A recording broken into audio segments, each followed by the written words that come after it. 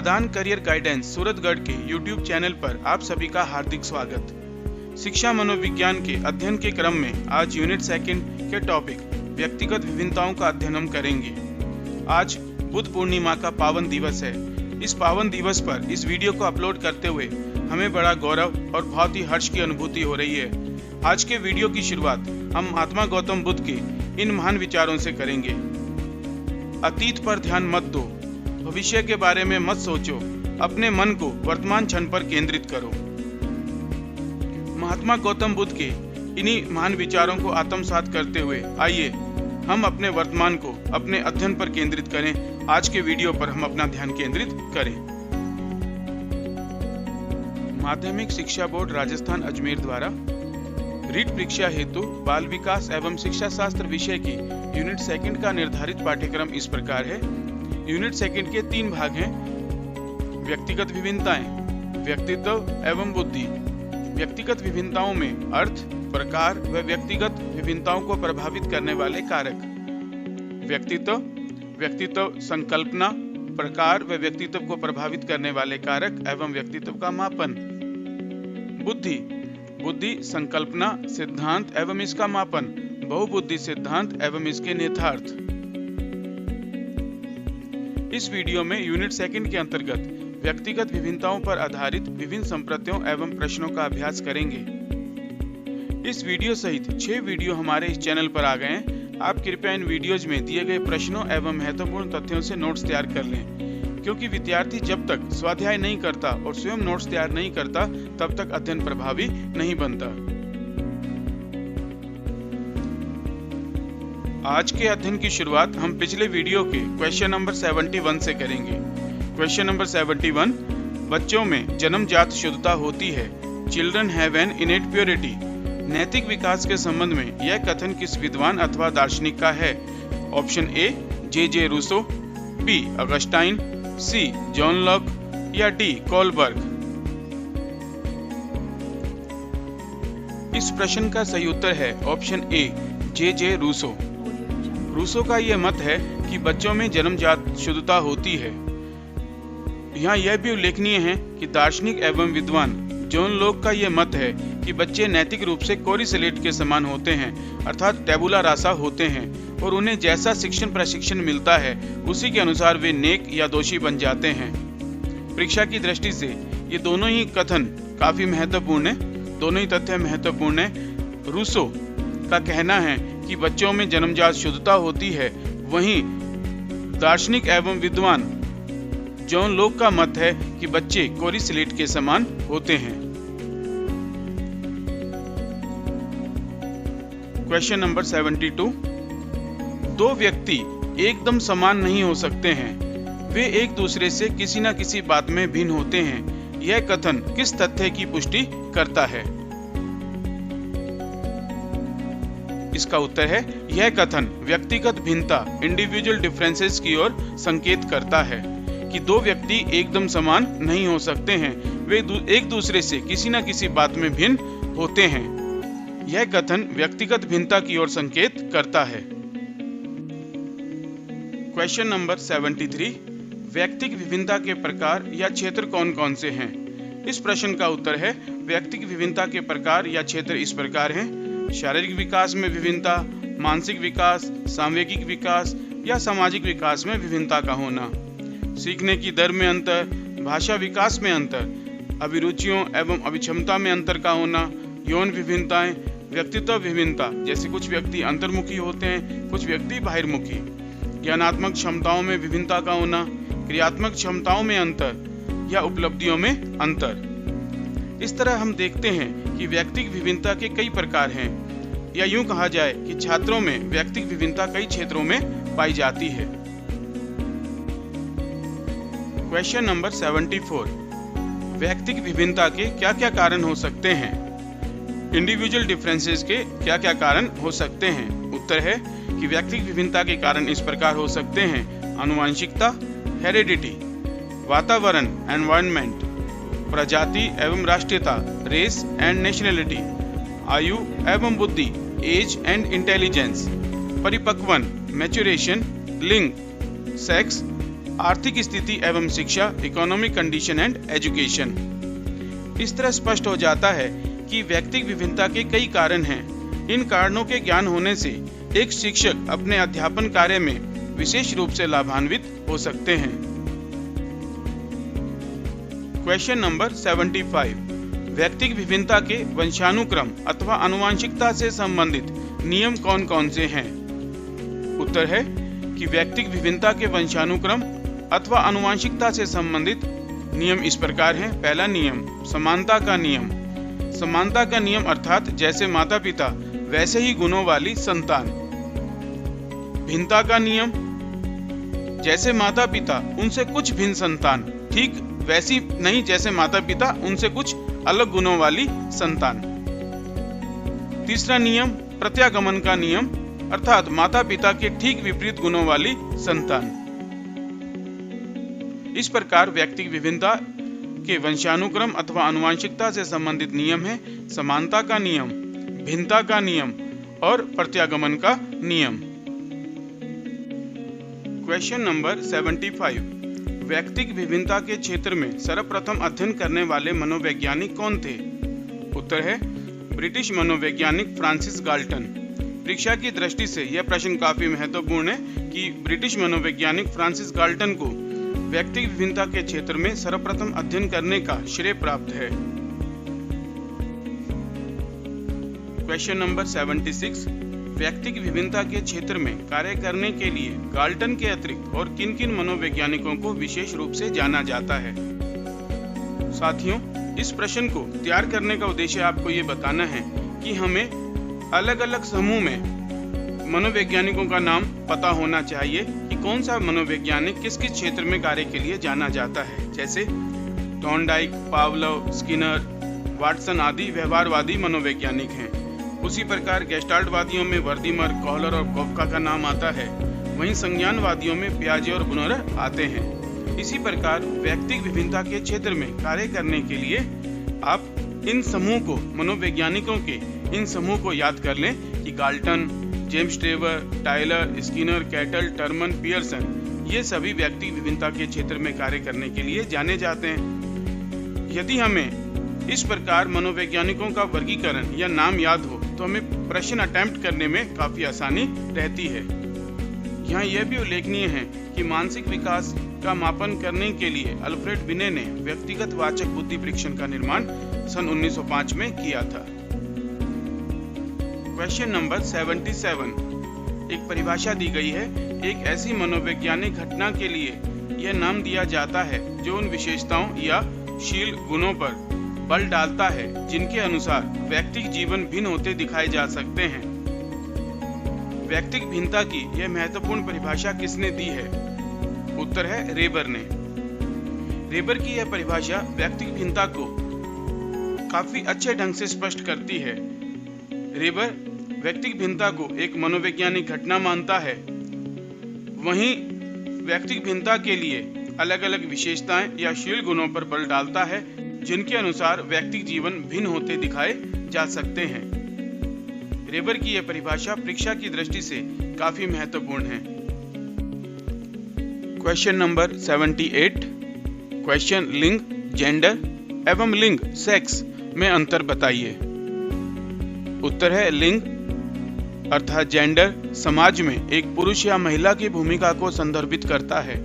इस प्रकार लिंग अर्थात जेंडर महिला एवं पुरुष सामाजिक और सांस्कृतिक अंतर के संदर्भ में माना जाता है। वहीं लिंग अर्थात सेक्स पुरुषों और महिलाओं के बीच जैविक अंतर को संदर्भित करता है, जैसे कि जननांग और आनुवंशिक अंतर। इस प्रकार लिंग जेंडर एक सामाजिक और सांस्कृतिक अवधारणा है, वहीं लिंग अर्थात सेक्स पुरुषों और महिलाओं में जैविक अंतर को संदर्भित करता है। क्वेश्चन नंबर 79, व्यक्तिगत विभिन्नता के अध्ययन की विधियां कौन कौन सी हैं?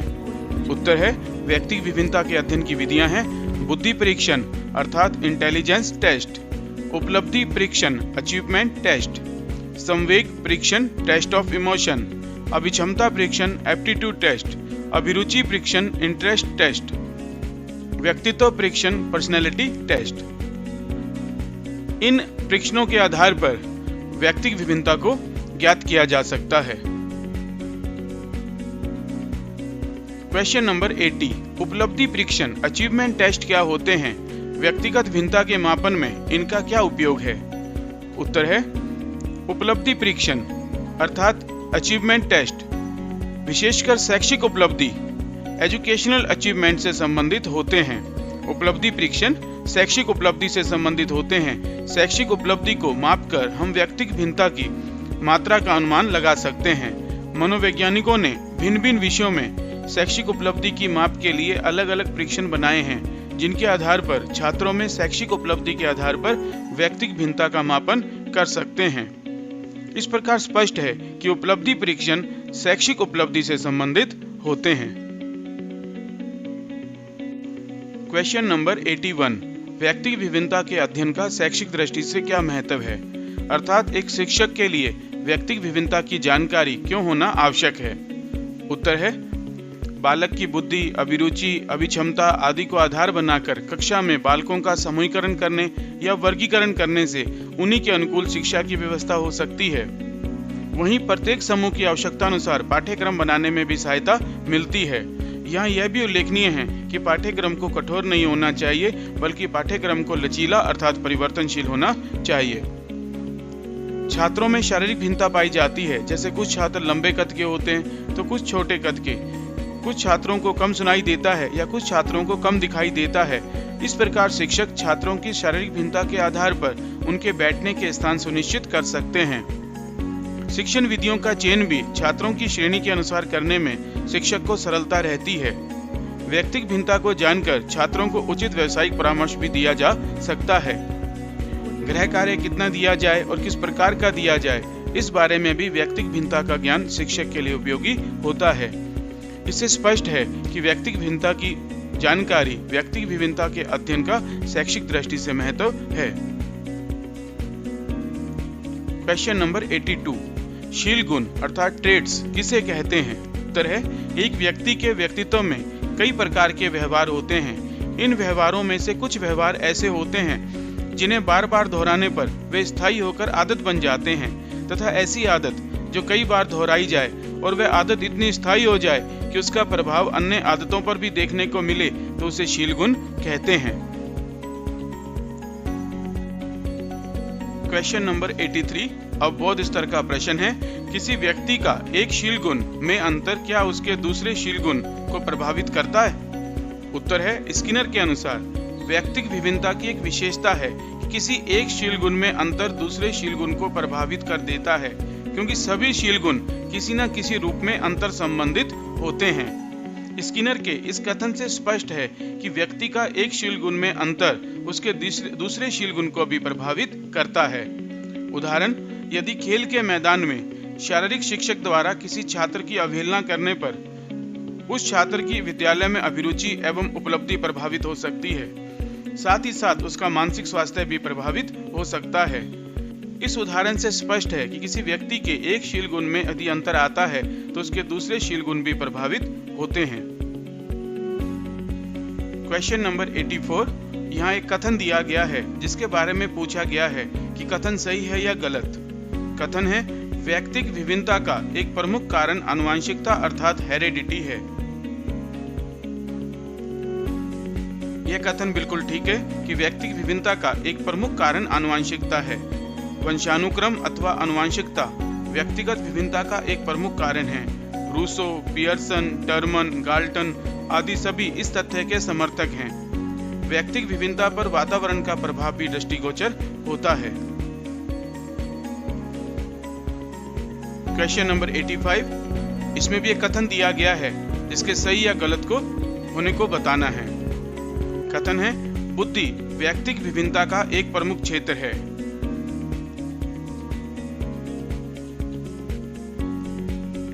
यह कथन भी बिल्कुल ठीक है कि बुद्धि अर्थात इंटेलिजेंस व्यक्तिगत विभिन्नता का एक प्रमुख क्षेत्र है। उल्लेखनीय है कि बुद्धि एक जन्मजात गुण है जिसके कारण कुछ बालक तीव्र बुद्धि वाले तो कुछ बालक मंद बुद्धि के होते हैं। अतः बुद्धि व्यक्तिगत विभिन्नता का एक प्रमुख क्षेत्र है।